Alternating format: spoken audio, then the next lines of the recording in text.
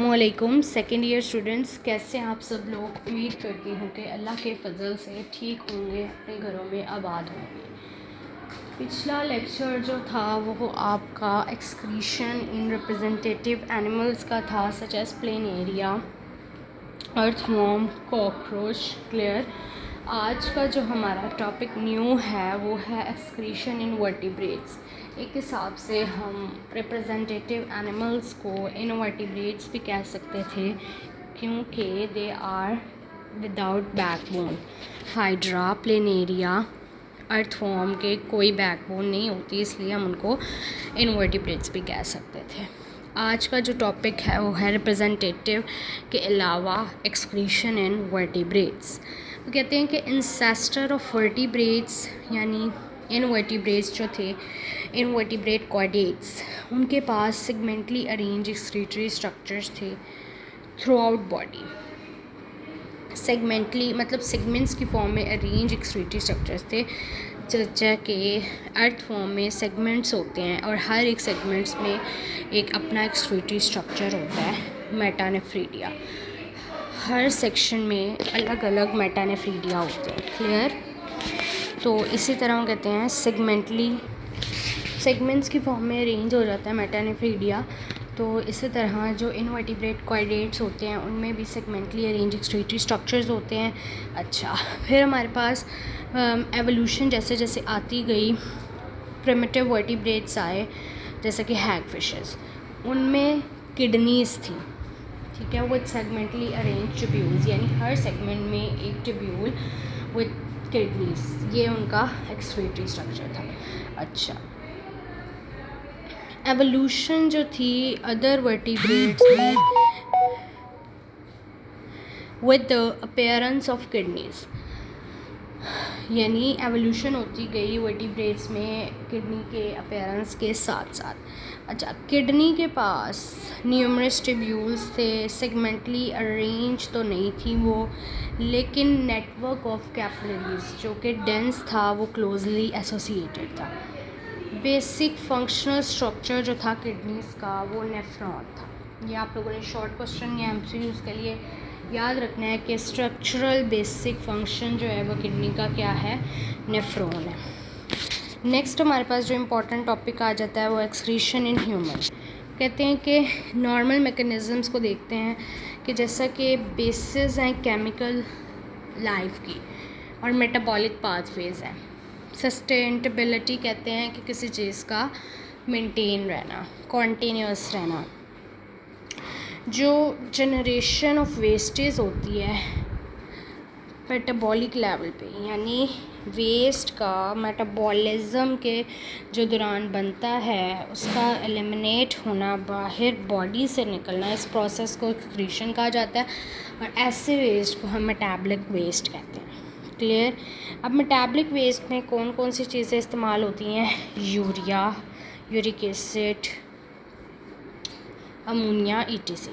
अब यूरिया कैसे बनता है, ये शॉर्ट क्वेश्चन आया हुआ था बोर्ड में कि right out the compounds produced during the excretion of vertebrates, या प्रोड्यूस जो होते हैं।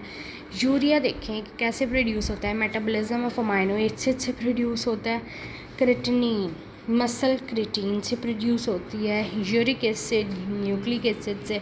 Bilirubin and product of haemoglobin breakdown and metabolites of various hormones. Clear. वो कहते हैं कि मेटाबॉलिक वेस्टेज जो हैं उनमें टॉक्सिन्स भी होती हैं जो इनसाइड द बॉडी प्रोड्यूस हो जाते हैं और बॉडी में इंजेस्ट कर लिए जाते हैं, जैसा कि पेस्टिसाइड्स, ड्रग्स कुछ होते हैं जो कुछ लोग इंजेस्ट कर लेते हैं, फूड एडिटिव्स। क्लियर। अब वेस्ट का प्रेजेंट होना बॉडी में सीरियस हाजर्ड्स कॉज करता है, जो कि हमारे एक्सक्रीटरी सिस्टम से बाद में एलिमिनेट हो जाता है। अब एक्सक्रीटरी ऑर्गन्स हैं दो हमारे पास ह्यूमन में जो इम्पोर्टेंट फंक्शन प्ले करते हैं, जैसा कि excretory organs liver and kidneys. Important है एमसीक्यूज़ के लिए कि प्राइमरी स्ट्रक्चर्स हैं एक्सक्रीटरी प्रोडक्ट्स के लिए from the body of humans, कौन कौन से हैं? लिवर और किडनी। लिवर जो है वो सेंट्रल स्टेशन है मेटाबॉलिज्म का, body central metabolic clearing house. यहाँ पे एक इम्पॉर्टेंट लॉन्ग क्वेश्चन आता है, explain the role of liver as an excretory organ. Role of liver as an excretory organ. Liver, सबसे पहले आप यहाँ पे लिखें central station of metabolism. Important MCQ के लिए कि लिवर जो है वो सेंट्रल स्टेशन है मेटाबॉलिज्म का और बॉडीज़ का मेटाबॉलिक क्लियरिंग हाउस। अच्छा, इस वजह से लिवर के जो फंक्शंस हैं वो इम्पॉर्टेंट है होम्योस्टेसिस में, और बॉडी ऑर्गन्स के साथ भी इसका इंटरेक्शन कायम रहता है।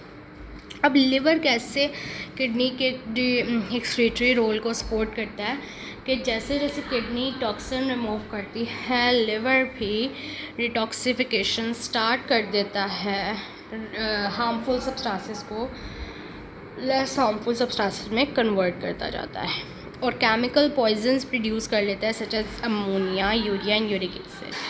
अच्छा, यहाँ पे एक इम्पॉर्टेंट शॉर्ट क्वेश्चन बनता है, is skin is an excretory organ और नॉट।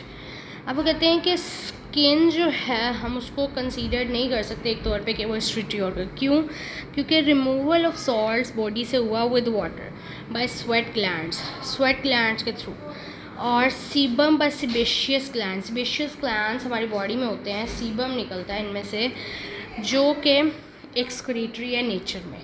अब removal of water and salts from sweat glands is the purpose of thermo regulation, यानी स्वेटिंग एवेपोरेशन आपको करती है, स्वेट निकलता है जैसे ही आपकी बॉडी कूल डाउन हो जाती है, क्लियर। और सीबम जो स्किन पे निकलता है, एक लेयर से आपके ऑयल निकलता है स्किन पे, ऑयली स्किन कहते हैं ना, और स्किन इसकी बहुत ऑयली है, वो सीबम ही एक्चुअली निकलता है, तो वो हमारे पास एज अ प्रोटेक्टिव लेयर के तौर पे वर्क करता है जो कि हमें माइक्रो ऑर्गेनिज्म से बचाती है। अब वो कहते हैं कि in contrast to definition of, अब इस चीज़ को मद्देनज़र रखते हुए कि एक्सक्रीशन तो ये दोनों चीज़ें है ही नहीं, ये तो for the purpose of protections and thermo regulations है जो अल्लाह की तरफ से यूज़ की है, तो हम स्किन को एज एन एक्सक्रीटरी ऑर्गन नहीं कंसीडर कर सकते, क्लियर। ये शॉर्ट क्वेश्चन इंपॉर्टेंट है यहाँ पे। अच्छा, वो कहते हैं among the various nitrogenous waste described earlier, तो जो है metabolic pathways involved in the production of urea is termed as urea cycle। अगर आपसे डिस्क्राइब्ड यूरिया साइकिल लॉन्ग में आ जाए, आप ये डिस्क्रिप्शन लिख दें और साथ यूरिया साइकिल ड्रॉ कर दें जो पीछे हमने लेक्चर में देखा था। वो कहते हैं कि मेटाबॉलिक पाथवे एक ऐसा जो इन्वॉल्व होता है प्रोडक्शन ऑफ यूरिया में, उसको हम यूरिया साइकिल कहेंगे। इसमें क्या होता है कि 2 ammonia molecules and 1 carbon dioxide molecule एक साइकिल में कंटिन्यू रहते हैं एक मॉलिक्यूल ऑफ यूरिया जनरेट करने के लिए। इसमें क्या होता है कि 1 molecule of ammonia combines with 1 carbon dioxide molecule and already available precursor of previous cycle यानी ऑर्निथिन। ये MCQs बना था बोर्ड में कि precursor of यूरिया साइकिल किसको कहा जाता है, तो ऑर्निथिन को।